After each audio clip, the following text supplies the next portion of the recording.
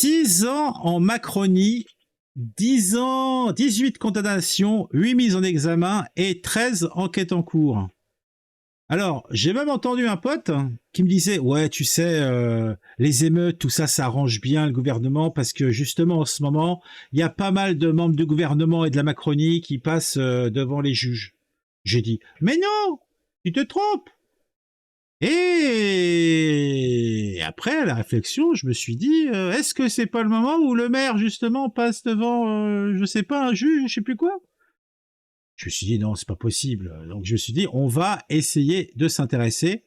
Et j'ai trouvé un article sur regard.fr qui, je vous le dis tout de suite, n'est pas un organe de presse de droite, et c'est un euphémisme. Donc, il est probable que le journaliste qui s'appelle Loïc Leclerc, d'ailleurs, est-il journaliste? Je ne sais pas, est peut-être un petit peu orienté. D'ailleurs, l'image de présentation que nous voyons là, avec un clown, d'ailleurs, qui ressemble étrangement, il me semble, à notre président. Je ne sais pas ce que vous en pensez, mais il a quand même un petit air de famille. Alors, je ne sais pas si les flammes derrière, c'est peut-être un remake qu'ils sont en train d'envisager de ça. Vous savez, le truc de Stephen King. Je ne sais pas. On vous aurait bien fait un top 10 des macronistes confrontés à la justice, mais ils sont déjà une trentaine. Ah! Donc c'est un article a priori qui est mis à jour régulièrement, et la dernière mise à jour date du 10 juillet. Il voulait introduire de la moralisation dans la vie publique. Il promettait une république exemplaire. Au final, la grande loi portée par le garde des Sceaux François Bayrou n'aura été qu'une réponse à l'affaire Fillon, un fait divers, une loi. La suite de la morale macronienne, on la connaît, à se croire dans l'ancien monde. Déjà 6 ans qu'Emmanuel Macron est président, et la liste des déboires de la Macronie ne cesse de s'allonger. Bon, on l'a vu, oui, nos élus ont du talent, je pense, c'est clair. Ah. Alors, 18 condamnations. Alors, Laetitia Avia, de triste mémoire. Depuis l'été 2020, la députée vice-présidente du bureau exécutif porte-parole de LREM, déjà rien que le titre ronflant, et députée vice-présidente du bureau exécutif porte-parole de la LREM, est visée par une enquête pour harcèlement moral. 5 de ses anciens assistants parlementaires l'accusent d'humiliation, d'harcèlement et d'abus de pouvoir. Bon, quand on voit la gonzesse, on se dit que c'est pas une tendre. Hein.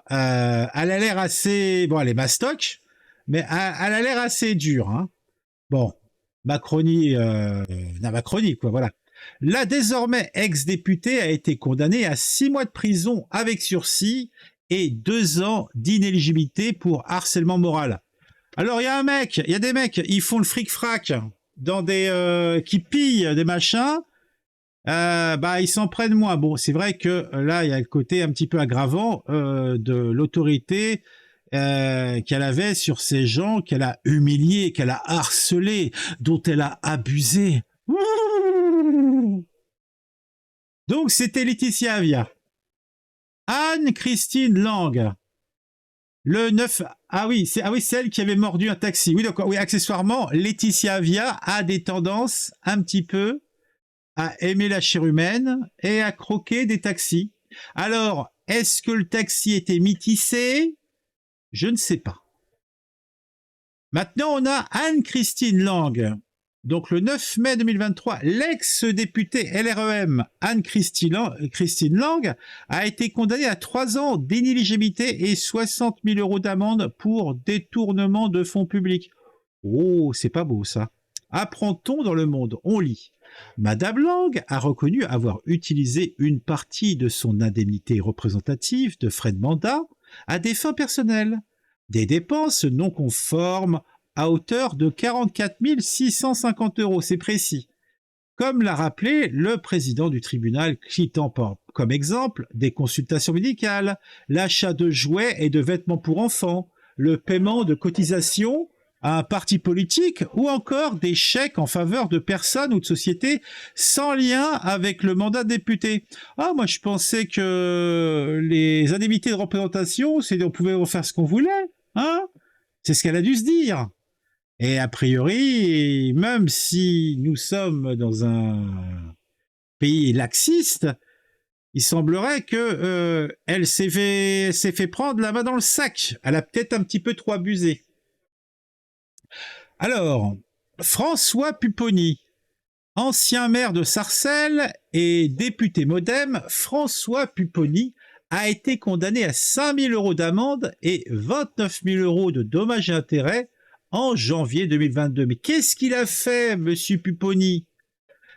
Abus de biens sociaux et faux et usage de faux. Oh, c'est pas beau ça. Il a été magouillé les papiers et ça a été par le tribunal correctionnel de Pontoise. L'élu a fait appel de ses décisions. Bon, il a fait appel. On ne doute pas que cette injustice sera défaite. Alain Griset, ministre délégué auprès du ministère de l'économie, des finances et de la relance, chargé des petites et moyennes entreprises. Alain Griset n'est peut-être pas le plus médiatique des membres du gouvernement, mais il est plutôt bien connu de la justice. Ah, c'est un Balkanibis, quoi. Ainsi, lit-on sur Le Monde qu'il a été condamné à 6 mois de prison avec sursis et 3 ans d'inéligibilité avec sursis. Ah, on peut avoir de l'inéligibilité avec sursis. C'est-à-dire qu'on peut être inéligible, mais avec sursis. C'est intéressant. Donc, t'as un mec qui te dit, bon, si tu recommences à faire des bêtises, bah, on va, hein, là, on te donne 3 ans d'inéligibilité, bah, bon, tu peux te faire élire quand même. Mais si tu recommences, hein, dans les 3 ans qui viennent, eh ben, t'auras encore pire, hein. Attention, hein. J'ai les gros yeux, hein. Eh ben dis donc, avec sursis pour déclaration incomplète de son patrimoine. Oh, il a oublié peut-être une voiture, une maison de campagne, va savoir. De toute façon, Macron nous a expliqué aussi qu'il n'avait pas d'argent. Bah oui, c'est sa femme qui a de l'argent, mais pas lui. Bah oui, faut arrêter, faut arrêter. Le mec, tu prends Macron, il a fait une belle carrière dans les banques d'affaires, et le mec, il a si peu. Arrête. Arrête ton char bénure. Sinon, j'appelle Sophie, hein, qui est dans le Nord, et elle va s'occuper de ton cas. Hein. Parce que avec le bracelet électronique, elle va te faire ton affaire. Hein. Une maladresse qui s'élevait à 171 000 €. Oh, bah vous voyez, il n'y a pas qu'à la LFI, il n'y a pas que Belongo qui fait des maladresses. Bah là, on a un élu macroniste, Alain Griset, qui lui aussi a fait des maladresses dans sa déclaration. Ouais, voilà. Sitôt condamné, Alain Griset a fait appel de cette décision et démissionné du gouvernement. D'autres n'ont pas fait. En appel, l'ex-ministre a été condamné à 4 mois de prison avec sursis. Bon, ça va. Sira Silla, de triste mémoire. Là, par contre, c'est un autre level quand même. Harcèlement moral, non-paiement d'heures supplémentaires et de journées de repos, manquement à l'obligation de sécurité. Voilà le beau palmarès de Sira Silla, députée LREM de 2017 à 2022. Elle a été reconnue coupable de ces faits par le Conseil des prud'hommes de Rouen. Ainsi, lit-on sur le site de France 3, l'ancienne parlementaire investie par la majorité devra verser au total 80 000 € à la victime, dont 20 000 d'heures supplémentaires impayées et 20 000 pour les faits de harcèlement moral et près de 21 000 de dommages et intérêts pour le licenciement. Au moins 3 de ses anciens assistants parlementaires avaient saisi la justice. À l'époque, Bruno Roger Petit, conseiller d'Emmanuel Macron, avait publiquement exprimé sa solidarité envers Sira Silla. Oh, c'est marrant, hein. Vous remarquerez, bah tiens, c'est comme Schiappa. Schiappa, donc, assez faire toquer par le Sénat, et t'as un représentant LREM qui est venu se pointer sur les plateaux. Oh, ma collègue Marlène Schiappa est une brave dame. À chaque fois, c'est la même. Non, mais laissez-les s'enferrer, ceux qui ont fait des conneries, laissez-les s'enferrer. En quoi, en fait, on peut pas à part pour évidemment pour un représentant de la LFI, on peut pas jeter le bébé avec l'eau du bain. Il faut être raisonnable. Donc, dans le cas présent, bon, on a un cas, bon, 2 cas, 3 cas, 4 cas, 18 cas. Mais bon, faut pas jeter les bébés avec l'eau du bain. Ah. Là, c'est un petit accident de parcours. C'est normal que ses collègues viennent je sais plus ce que je voulais dire, viennent à son secours. Voilà. J'ai sauté. Attendez, je reviens derrière. Oui, ça m'a troublé. Mais bon, c'est pas fini. Au moins 3, bon ça on l'a vu, à l'époque, Bruno Roger-Petit, nanana, ça on l'a dit, sur Mediapart, on apprenait alors qu'un de ses collaborateurs avait ainsi été forcé de ne pas respecter le couvre-feu. Oh, c'est pas beau. Pour lui apporter du champagne, tandis qu'un autre salarié a expliqué qu'avant son licenciement, la députée lui avait souhaité par téléphone une bonne mort à son grand-père alors hospitalisé. On va quand même regarder la tête de Sira Silla. Attendez. Parce que moi, je pense que c'est important de voir la tête des gens qui font des vilaines choses. Bon, elle a pourtant l'air particulièrement sympathique. Bon, un petit peu gainée. Une coupe de cheveux bizarre, et puis elle a le crâne un petit peu dégarni, Bon, ce qui fait montre d'une grande intelligence, n'en pas douter. Mais bon, en tout cas, cette dame souhaitait la mort à la famille de collaborateurs. Tout cela n'est pas beau, tout cela n'est pas propre. Je monte une armoire Ikea en écoutant ton live, ça m'aide à ne pas craquer devant les notices. Si t'es tout seul à la monter, c'est problématique. Si c'est écrit 2 ou 3 personnes, c'est compliqué. Moi j'ai déjà monté une armoire, type grosse armoire normande, quoi. Putain, il fallait être 3, j'étais tout seul. Je vous raconte pas les cales, les trucs pour mon Dieu, que de souvenirs réjouis. Mais bon. Ça n'a rien à voir à l'histoire. Donc maintenant, on va passer au cas suivant. Jacques Krabal, député de 2012 à 2022, d'abord sous l'étiquette du PRG, je sais pas c'est quoi, Parti républicain de gauche, je sais pas. Puis celle du LREM, Jacques Krabal a été condamné en novembre 2021 par la Cour d'appel de Paris à la suite d'une plainte pour travail dissimulé et harcèlement moral de son ancien directeur de cabinet. C'est quand même... il y a quand même des choses qui reviennent. Abus de biens sociaux, harcèlement. Moi, dans mon quartier, on appelle les gens comme ça les gens qui se sentent pupissés. Vous voyez, c'est une image... c'est une expression imagée, mais qui me semble être plutôt pertinente. Pierre Cabaret, on le connaît lui. En septembre 2021, le député LREM a été condamné au prud'homme pour licenciement sans cause réelle et sérieuse d'un collaborateur. De plus, en septembre 2019, France 3 dévoile que Pierre Cabaret fait l'objet d'une enquête préliminaire des services régionaux de la police judiciaire de Toulouse pour harcèlement sexuel et moral. La plaignante, sa suppléante et assistante parlementaire, a également porté plainte pour agression sexuelle. Pierre Cabaret est depuis longtemps connu des services. En 2003, il avait été condamné à 1 an d'inéligibilité par le Conseil constitutionnel pour la gestion de son compte de campagne lorsqu'il était candidat d'hiver droite aux législatives de 2002. Bon. Pour l'histoire de mœurs et les agressions sexuelles, là, en fait, il y a toujours une retenue à avoir, puisqu'on ne sait jamais comment les choses se passent. Par contre, il reste, on en revient toujours à ça, un je m'en foutisme caractérisé, une absence totale de considération pour les petites mains. En fait, ils se sentent pupissés, ils sont arrivés, ils sont au pouvoir ou dans la succursale du pouvoir, et ils pensent qu'ils sont et qu'ils ont le droit de faire tout et n'importe quoi.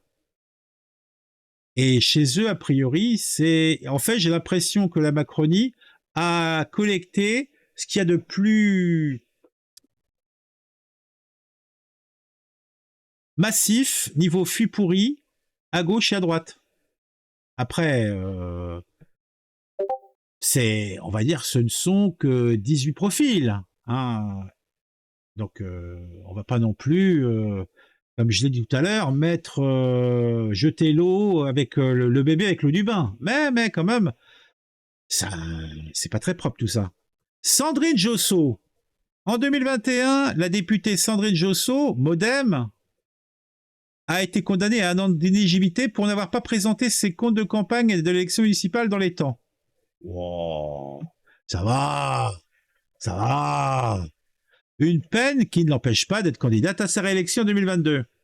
Parallèlement, Mediapart publie l'information suivante. En 2018, la députée de la Loire-Atlantique, Sandrine Josso, a demandé à son assistante de lui prêter 10 000 euros en contractant un crédit à la consommation. Elle ne l'a jamais remboursé. La justice a ouvert une enquête pour abus de confiance. Mais sérieux, quoi. Sérieux. Eh mais ça laisse pensif, quoi. Je piche pas, quoi. Je suis estomaqué. Benoît Simian, ce député membre du groupe Liberté et Territoire à l'Assemblée, mais élu LREM, fait l'objet d'une enquête pour harcèlement moral par conjoint dans le cadre d'une séparation houleuse assortie de plaintes croisées pour violence. Donc, en fait, Benoît Simian, c'est le catanins de la REM, pour résumer. Lit-on dans le Sud-Ouest, déjà interdit d'approcher du domicile conjugal, une demande de levée d'immunité a été formulée auprès du bureau de l'Assemblée, lequel débute décembre 2020, l'a rejeté. En juin 2022, toujours Benoît Simian est condamné à 8 mois de prison avec sursis. Il doit également verser 5 000 euros à son ex-compagne et à l'interdiction de s'approcher d'elle pendant 1 an. Toutefois, il échappe à une peine d'inéligibilité. À noter que l'imminence de cette condamnation ne l'avait pas empêché d'être candidat à sa réélection législative. Benoît Simian fait parallèlement l'objet d'une enquête judiciaire pour harcèlement à l'encontre d'une collaboratrice. Et il y a quand même des faisceaux de comportementaux qui se retrouvent dans la classe politique et qui se retrouvent dans la Macronie. Et ce qui est, je pense que tous les partis politiques ont ce type de personnalité. Ce qui est problématique, somme toute, pour moi, ça reste cependant le fait que ces gens ne sont pas éjectés à coups de latte de leur parti. Là, ces gens-là auraient dû finir leur mandat dans les noms alignés, si vous ne voulez pas démissionner, et dans les noms inscrits plutôt, et puis qu'à l'élection suivante, ils ne reçoivent pas le parrainage du parti. Ça me paraît être un minimum. Alors, Mjid El Guerrab, 31 août 2017, Mjid El Guerrab, alors député LREM, frappe violemment à coups de casque Boris Faure, un cadre du PS. 2 coups qui causeront un traumatisme crânien aux socialistes.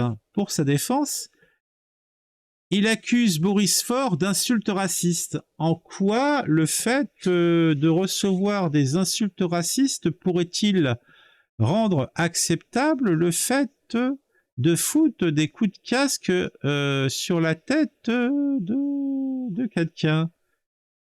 Je vois pas. Je sais pas ce que vous en pensez, mais moi, ça me... Je sais pas, moi, personnellement, je trouve ça curieux. Depuis, Mjid El Guerrab a été exclu du groupe LREM à l'Assemblée nationale. Il a aussi été mis en examen pour violence volontaire avec arme. Cependant, le 12 mai 2022, Boris Faure tweet « Mon agresseur est reconnu coupable pleinement. 3 ans de prison, dont 2 avec sursis, et 2 ans d'inéligibilité. » Les portes des élections ne lui ont été fermées que temporairement. Dès la fin d'année prochaine, il pourra de nouveau siéger s'il est réélu. Jean-Paul Delevoye. L'ancien haut-commissaire aux retraites a écopé de 4 mois de prison avec une amende de 15 000 € pour ne pas avoir déclaré plusieurs mandats. Bon, un classique. Hein. Stéphanie Kerbar, on l'a pas déjà traité, elle, députée LREM, lors de du premier mandat d'Emmanuel Macron. Stéphanie Kerbar a été condamnée en 2019 par le Conseil des prud'hommes du Havre pour un licenciement sans cause réelle et sérieuse de son assistant. Bon là, on va pas jeter la pierre, on connaît pas les circonstances, on sait très bien comment les relations salariales peuvent être problématiques.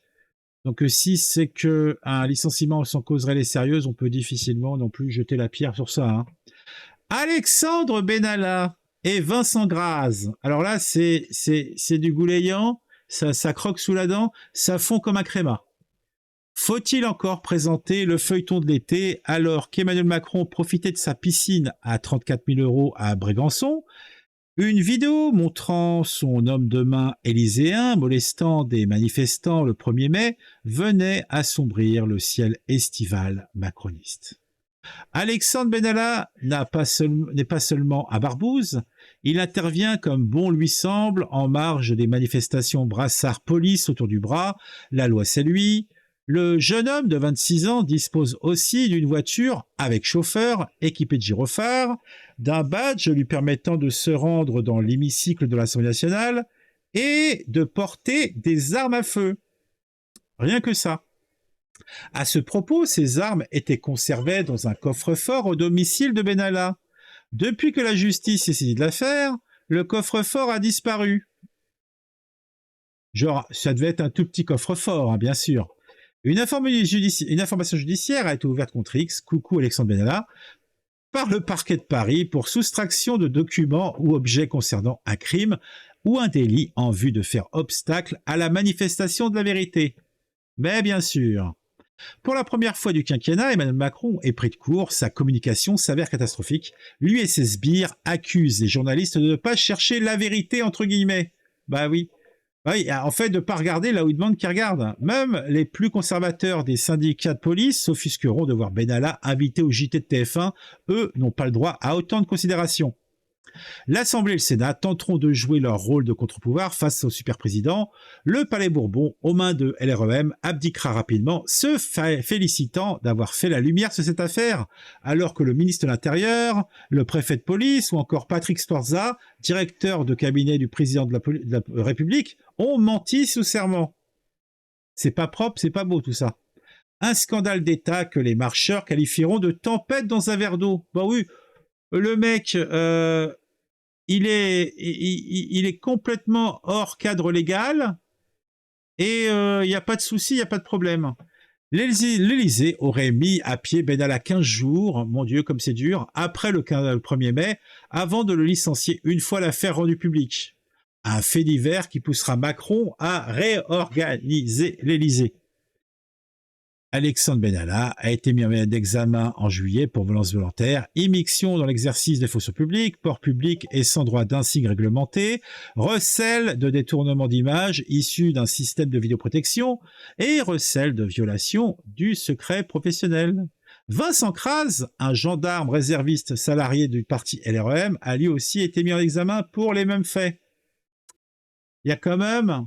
En fin de compte, ils voulaient recréer le SAC, une petite police privée directement affiliée au président. C'est pas beau, c'est pas propre.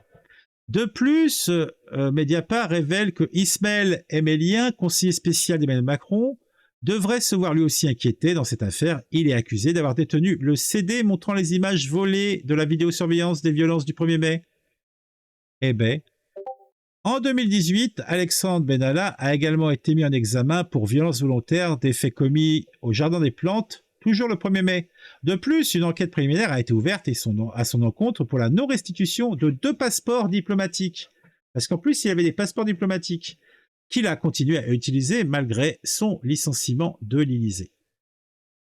En 2021, Alexandre Benalla a été condamné à 3 ans de prison, dont 1 an ferme, et comme on peut le lire sur France Info, l'ancien collaborateur de l'Élysée n'ira toutefois pas en prison.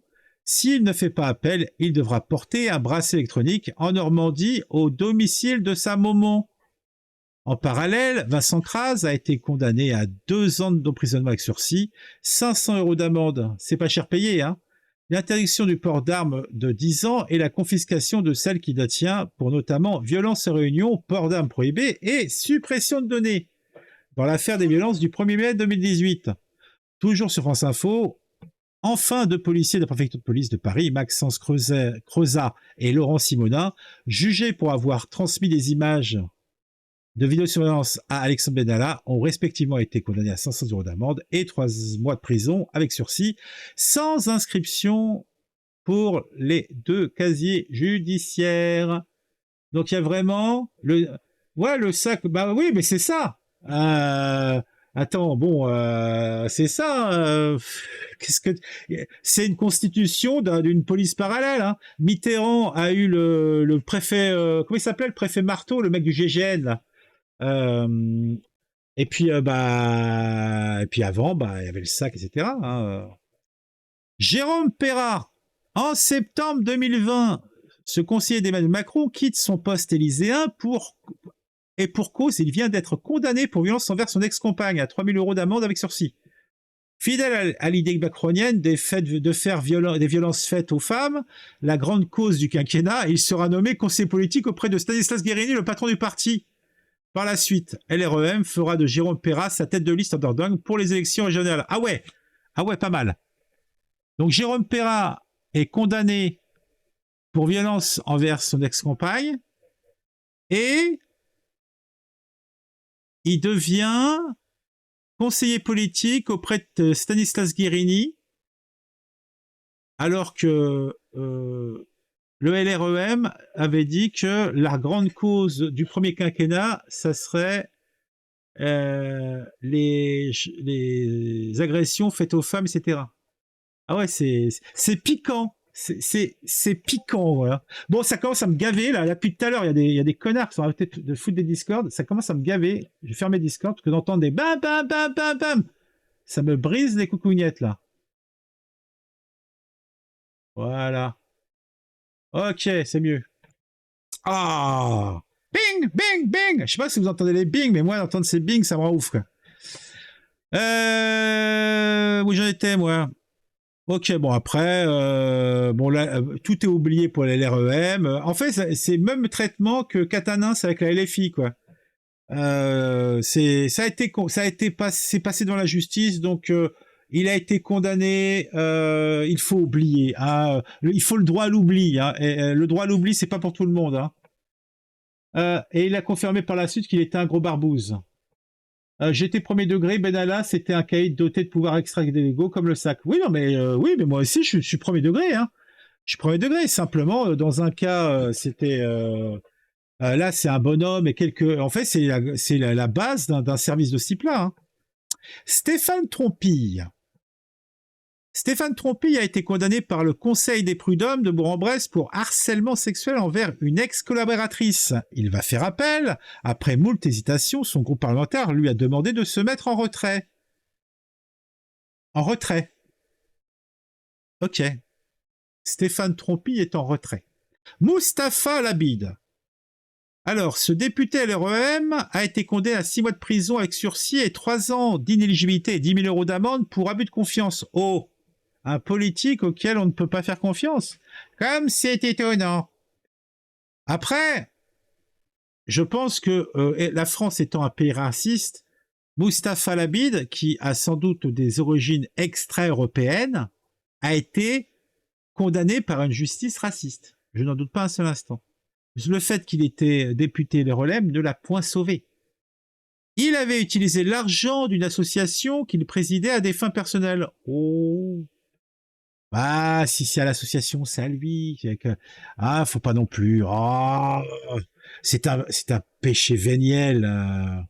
Le montant du préjudice est de 21 000 €. L'élu a fait appel à la Cour d'appel de Rennes et son procès a été renvoyé. Alors, il y en a encore beaucoup, hein. Claire Aupetit, l'affaire remonte à octobre 2017. La députée LREM a été condamnée par la Cour d'appel de Paris pour des fautes de gestion lorsqu'elle était représentante légale de l'Agence du développement et de proximité. Un petit peu comme Chiappa, quoi. Conséquence, elle n'a plus le droit de diriger, gérer, administrer, contrôler directement ou indirectement toute entreprise commerciale internationale pour une durée de 5 ans. Une condamnation qui, visiblement, n'a pas perturbé la parlementaire lorsqu'elle s'est félicitée de ne pas avoir été condamnée, ni pour détournement, ni pour enrichissement. Ouais. Je l'aime bien, celle-ci, elle a un peu vieilli, mais je l'aime bien. Ça, c'est quoi cette histoire? Quand même sur votre conception des choses, si vous étiez mis en examen, est-ce que vous... Ah, bah alors. Oui, de la même façon que dans le principe, un ministre doit quitter le gouvernement lorsqu'il est mis en examen. Hein? Quand même sur votre conception des choses, si vous étiez mis en examen, est-ce que vous renonceriez à être candidat? Oui, de la même façon que dans le principe, un ministre doit quitter le gouvernement lorsqu'il est mis en examen. Quand même. Donc, dans le principe, moi j'aime beaucoup, c'est dans le principe, c'est-à-dire que c'est un principe, mais bon, les principes, c'est comme le reste, des fois, on s'assoit dessus.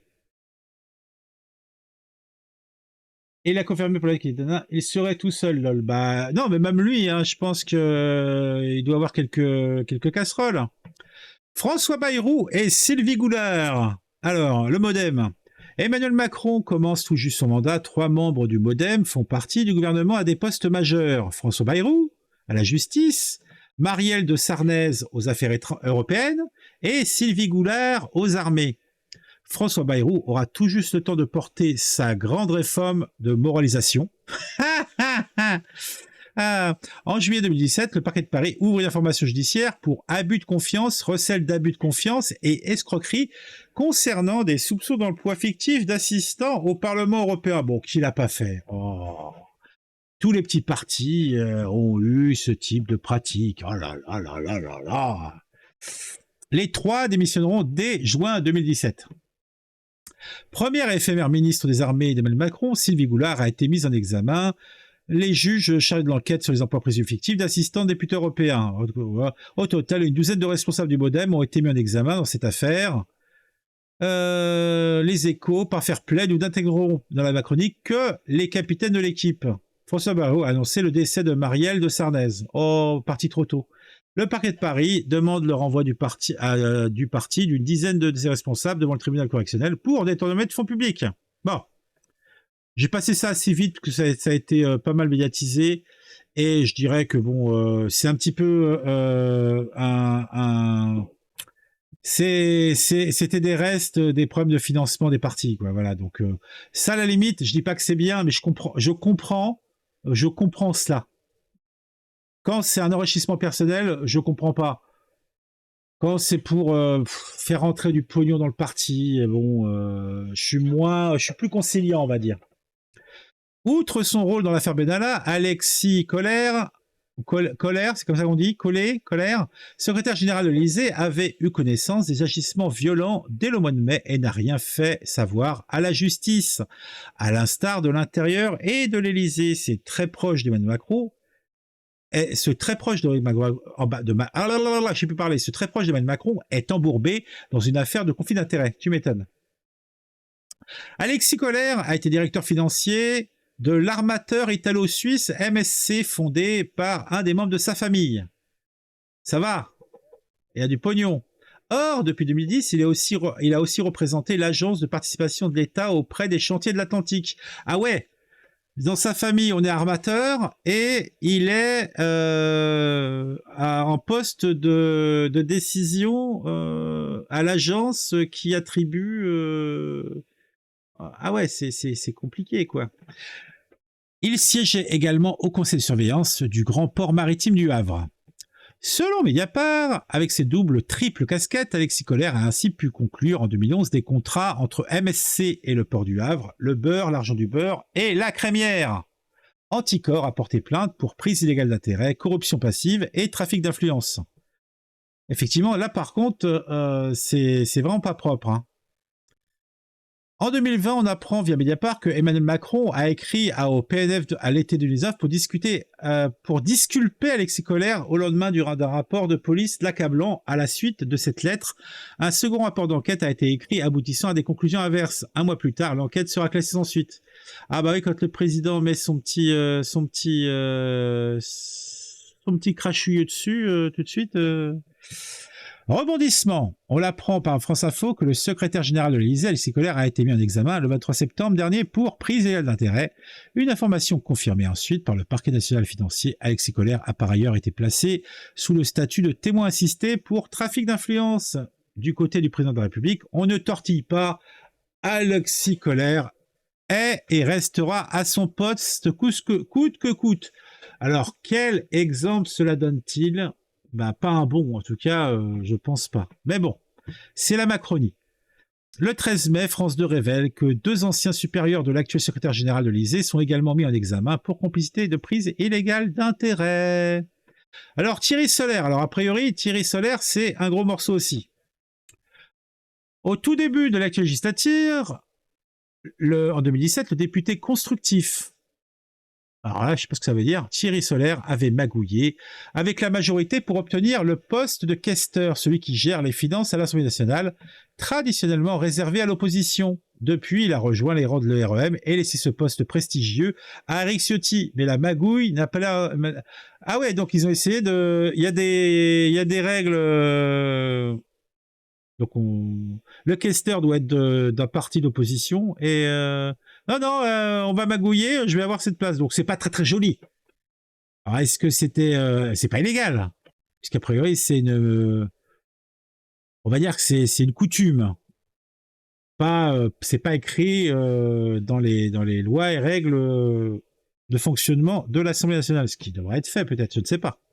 Début février 2019, le tribunal de grande instance de Nanterre a ouvert une information judiciaire contre le parlementaire pour des soupçons de fraude fiscale, manquement aux obligations déclaratives à la haute autorité pour la transparence de la vie publique, détournement de fonds par dépositaire de l'autorité publique et recel, violation de secret professionnel, trafic d'influence, recel, abus de biens sociaux, recel, abus de confiance et recel, financement illicite de dépenses électorales, détournement de la finalité des fichiers nominatifs, portant sur une période comprise entre 2005 et 2017. Rien que ça, effectivement.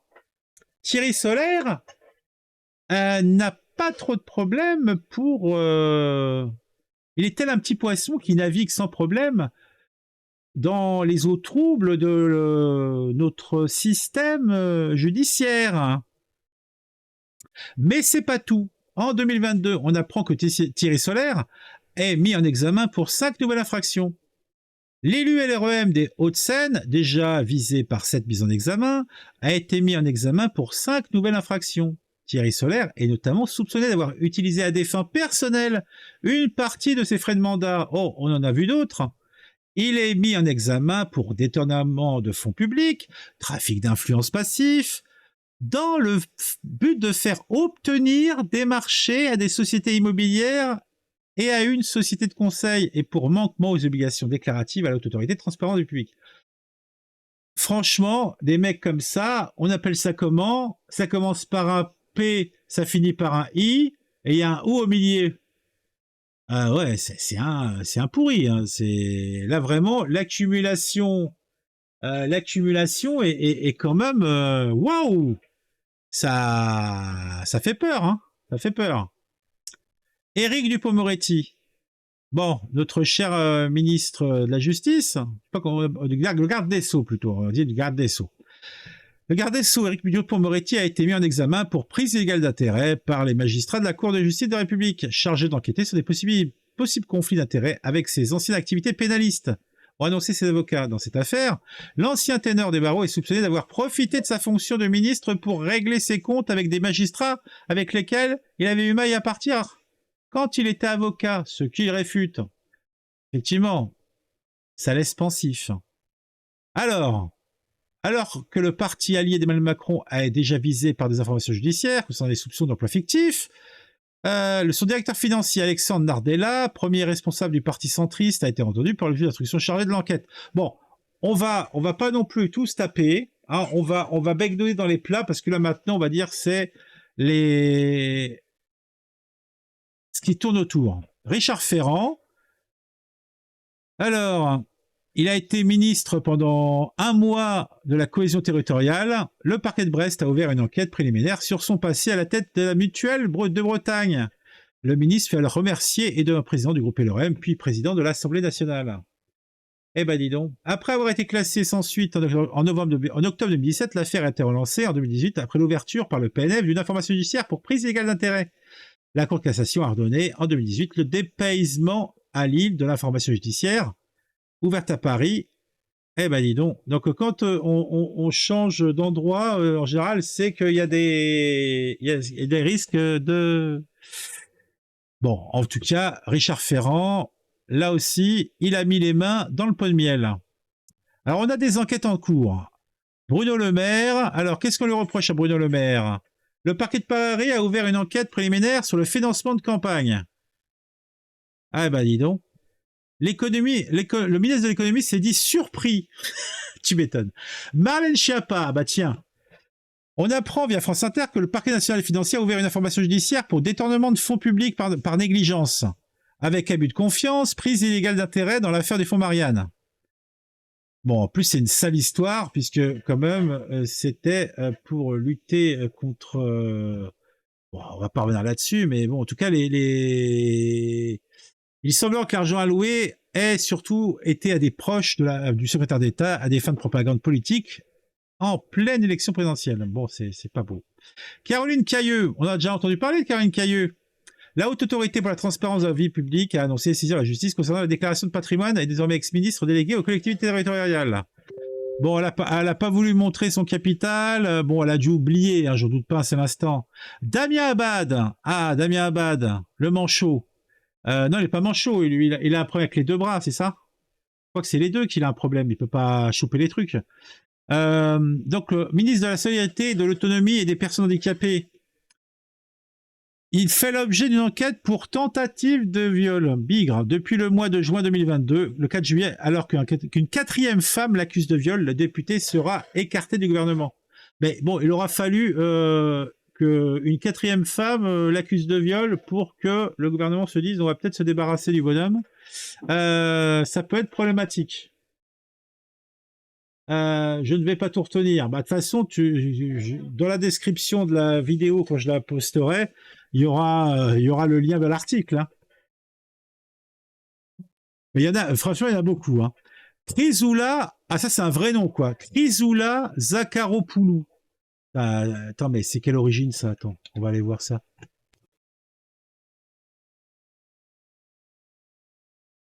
Alors, Chrysoula Zakharopoulou. Ah, mais je la connais. Je la connais, elle. Elle est au gouvernement, ouais. Donc, avec sa copine Schiappa. Bon, alors, qu'est-ce qu'elle a fait comme dinguerie encore, elle, celle-là? 1 mois et 1 jour, voilà le temps qu'il aura fallu pour qu'un membre du gouvernement, Borne, soit visé par une plainte. Il s'agit de Chrysoula Zakharopoulou, secrétaire d'État chargé au développement de la francophonie et des partenariats internationaux. Voilà ce qu'on apprend sur Marianne. Chrysoula Zakharopoulou fait l'objet de 2 plaintes pour viol. Hein? Les faits reprochés auraient été commis dans le cadre de ses fonctions de gynécologue. Une enquête a été ouverte par le parquet de Paris. Bon, là, je vais pas rentrer là-dedans. Parce que bon... en fait, ces histoires-là, comme je l'ai dit tout à l'heure, enfin, on sait pas. Donc moi, je veux pas mettre de l'eau au moulin ou quoi que ce soit. La justice dira ce qu'il en est, mais je veux pas rentrer là-dedans pour ma part. Nathalie Elimas. Par contre, vous remarquerez qu'il y a quand même, globalement, là, on peut dire que la loi pour l'égalité homme-femme a bien marché, puisque on a quand même une bonne représentation dans les pourris de femmes. Vous remarquerez que, bon, je dis pas, il n'y a pas une égalité parfaite. Mais je pense que on se rend compte que, homme ou femme, quand on aime abuser du système, ben, c'est à peu près pareil. Hein. Donc, Nathalie Elimas, secrétaire d'État chargée de l'éducation prioritaire, Nathalie Elimas est visée par une enquête administrative sur des accusations de harcèlement et de maltraitance au sein de son cabinet. Une demi-douzaine de personnes en seraient victimes, lit-on. Nathalie Elimas quitte le gouvernement en mars 2022. Ah bah ça c'est une gestion trop serrée, hein. Peut-être qu'elle était DRH, peut-être qu'elle a bossé, et elle a été formée dans une mine chilienne, je ne sais pas. Peut-être, je ne sais pas. Sébastien Lecornu, c'est ainsi que la Macronie fait sa rentrée en 2021. Une enquête préliminaire pour une éventuelle prise illégale d'intérêt est en cours par le parquet national des financiers à l'encontre du ministre des Outre-mer. On apprend la nouvelle via Libération, le quotidien précise. Les faits remontent à une époque où il cumulait les fonctions de président du conseil départemental de l'Eure et un poste d'administrateur de la Société des autoroutes Paris-Normandie. Ouais, c'est compliqué, hein. C'est compliqué. Olivier Dussopt. Mediapart révèle que le parquet national financier a ouvert une enquête préliminaire pour corruption et prise illégale d'intérêt. Bon, c'est en cours, etc. Le ministre du Travail, en première ligne politique et médiatique, avec la réforme des retraites, a reçu ces derniers... En plus, Olivier Dussopt, on a toujours l'impression qu'il a quelque chose à se reprocher. Le mec, il est toujours... C'est comme... non, mais il faut voir sa gueule, hein. Le mec, il est constipé en permanence. Hein. Tiens, attends. Regardez la tête. Non, mais le gars, il est toujours en sueur. Il est toujours en sueur, quoi. En plus, je crois qu'il a fait son coming-out, là. Ah non, mais le mec, il est en sueur perpétuellement. C'est un... Pourtant, même quand il a rien à se reprocher, il est en sueur. Alors, quand il a quelque chose à se reprocher, c'est compliqué, hein. Donc, le ministre du Travail, en première ligne politique et médiatique, avec la réforme des retraites, a reçu ces derniers jours un rapport d'enquête accablant du parquet financier qui le soupçonne d'un délit de favoritisme sur un marché truqué avec l'un des géants français de l'eau, le groupe SOR. Oh, comme c'était dedans, comme c'est curieux. Eh ben, dis donc. Alors, le DIRCAP de Richard Ferrand. Encore de Richard Ferrand. Le préfet a ouvert une enquête à l'encontre du directeur du cabinet de Richard Ferrand, Jean-Marie Guerrier. Il aurait travaillé à une stratégie pour siphonner les élus du Parti Socialiste et créer un agir de gauche. Ouais, bof. Jean-Jacques Bridet. Alors, ce député LREM, Jean-Jacques Bridet, un des premiers marcheurs actuels, président de la Commission de la Défense à l'Assemblée nationale, est visé pour une enquête préliminaire pour concussion. Peut-on lire concrètement, Jean-Jacques Bridet est soupçonné d'avoir dépassé le plafond d'indemnité concernant le cumul des mandats. Coût de l'opération 100 000 €. Le Monde révèle qu'une autre enquête est ouverte par le parquet national financier à l'encontre de Jean-Jacques Bridet plutôt. Cette fois-ci, le député est soupçonné d'être détournement de fonds publics liés à un usage illicite de ses indemnités représentatives des frais de mandat. Bon, on va dire que c'est un grand basique. Hein. Bon. Laura Flessel. Le 4 septembre, quelques heures avant le remaniement post-Hulot, la ministre... Ah oui, c'est vrai que Hulot aussi a été... Ah oui, Hulot. Pourquoi ils n'en ont pas parlé du cas d'Hulot? Le mec... Parce que c'était pas beau, ça aussi. Hein. Le ministre des Sports, Laura Flessel, annonce sa démission pour des raisons personnelles. Il n'aura pas fallu plus de 24 heures pour que Mediapart révèle ses raisons. Le fisc a récemment saisi la commission des infractions de Bercy en vue d'une possible plainte pénale pour fraude, après avoir découvert des manquements déclaratifs de la ministre concernant une société de droit à l'image. Plusieurs dizaines de milliers d'euros et impôts seraient en jeu. Ah oui. À peine nommée, la nouvelle ministre des Sports, Roxana Mauricianu, est épinglée dans la presse parce qu'elle occupe un logement social. Ça fait mauvais genre. François Nyssen, avant d'être nommé ministre de la Culture, François Nyssen dirigeait la maison d'édition Actes Sud. C'est à la tête de cette dernière qu'elle s'est permis quelques écarts avec les règles élémentaires d'urbanisme. Bon, des abus de biens sociaux, des abus... Bon, on va pas s'éterniser dessus. Muriel Pénicaud. La ministre du Travail est entendue comme témoin assisté pour le pôle financier tribunal de Paris. La justice enquête sur le rôle de Business France, société qui a pour directrice générale Muriel Pénicaud, dans l'organisation d'une soirée à Las Vegas pour le candidat Macron. Oh, comme c'est curieux, comme c'est étonnant. En tout cas, il y a une enquête judiciaire qui est ouverte, mais Muriel Pénicaud l'a dit, elle le déclare, elle n'a rien à se reprocher, comme le disent toujours les innocents. On le sait. Ah purée, c'est comique. Gérald Darmanin. Fin 2017, le ministre du Compte public est accusé du vol, d'abus de faiblesse de viol et d'abus de faiblesse par 2 femmes. Les affaires sont classées sans suite en 2018. Donc il a reçu un non-lieu définitif pour une de ces affaires au motif que le défaut de consentement ne suffit pas à caractériser le viol. Encore faut-il que le mis en cause ait eu conscience d'imposer un acte sexuel par violence, menace, contrainte ou surprise, a expliqué le juge. La plaignante a fait appel. L'avocat du ministre a quant à lui annoncé l'intention de ce dernier de porter plainte pour dénonciation calomnieuse. En novembre 2019, on apprend via AFP que la justice va réexaminer le non-lieu dont a bénéficié Gérald Darmanin. On lit dans Le Monde que la Cour d'appel de Paris a en effet ordonné la reprise des investigations visant le ministre concernant les accusations de viol, harcèlement sexuel et abus de confiance.